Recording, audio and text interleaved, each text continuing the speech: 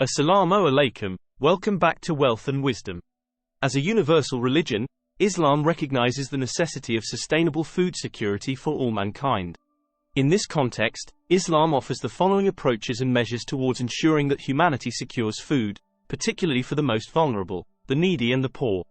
The world's population is projected to rise to around 10 billion by 2050, up from more than 8 billion today.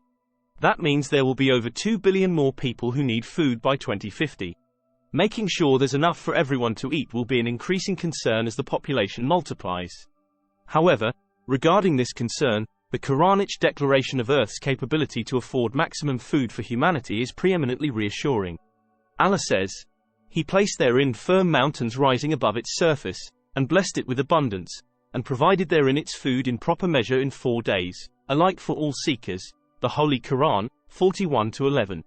The words, provided its food in proper measure, signify that the earth is fully capable of providing food for all the creatures that live on it. The expression, alike for all seekers, may signify that the foods which God has provided in the earth are equally accessible to all seekers who try to get them according to the laws of nature. It may also mean that all the physical needs and requirements of man have been adequately met in the foods that grow out of earth. So the fear that the earth may not someday be able to grow sufficient food for the fast increasing population of the world is groundless. According to the Agriculture Economics Research Institute of Oxford University, our earth can feed 28 billion people. This reassurance is further accentuated when we read in the light of the following expert projection documented in a journal article titled, How Many People Can the Earth Feed? A combination of improved agronomic practices, above all, higher efficiencies of fertilizer and water use, lowered post-harvest waste, and healthier eating could provide adequate nutrition for an additional 3 billion people without any increase in existing inputs. Furthermore, realistic mobilization of new productive inputs could secure enough food for yet another 2 billion people. Consequently, there appear to be no insurmountable obstacles to feeding the global population of about 10 billion people expected by the end of the middle of the 21st century. In a food research article published by World Resources Institute, the writers maintained that approximately 1/4 of food produced for human consumption goes uneaten. Loss and waste occur all along the food chain, from field to fork. Reducing food loss and waste by 25% by 2050 would close the food gap by 12%. Actions to take include measuring food waste, setting reduction targets, improving food storage in developing countries, and streamlining expiration labels. The Quran declares, It is provided for thee that thou wilt not hunger therein, nor wilt thou be naked, and that thou wilt not thirst therein, now wilt thou be exposed to the sun. The Holy Quran, 20-119,120.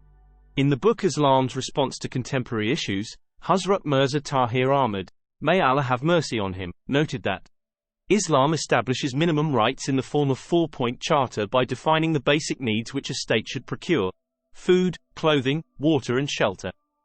Governments have both national and international responsibilities.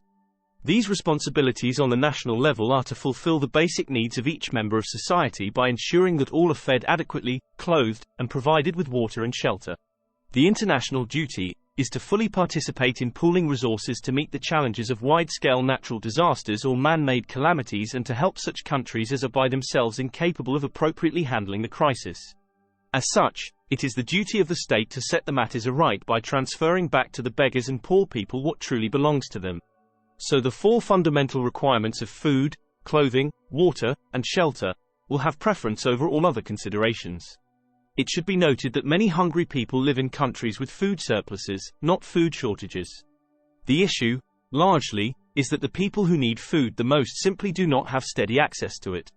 In this context, it is therefore the responsibility of governments to put in place social security, infrastructure and systems that would facilitate food accessibility, particularly for the poverty-stricken citizens.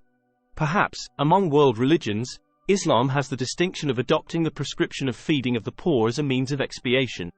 For example, the penalty for breaking of oath is feeding 10 poor persons with such average food as they feed their own families. The Holy Quran, 5-90. Similarly, a Muslim who is guilty of intentional killing of game in a state of pilgrimage faces the penalty of feeding of poor persons as expiation. The Holy Quran, 5-96. More so, while fasting in Ramadan is compulsory, it is prescribed for those who are unable to fast to feed the poor for each day of the fasting month. The Holy Quran, 2-185. All this is calculated to alleviate the challenge of hunger of the downtrodden in society. The Holy Quran emphatically declares that anyone, particularly a Muslim who neglects or does not urge the feeding of the poor, has rejected or denied the essence of religion. Hast thou seen him who rejects religion? That is the one who drives away the orphan and urges not the feeding of the poor. The Holy Quran, 107-24. The Holy Quran exhorts uplifting of the poor as a necessity for national progress and censures every well-to-do that refuses to channel his wealth towards this path of material and spiritual progress. And we showed him 2 ascending paths of nobility.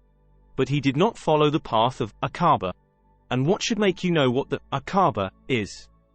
It is the freeing of a slave, or feeding in a day of hunger, an orphan near of kin, or a poor man lying in the dust. The Holy Quran, 90-11-17.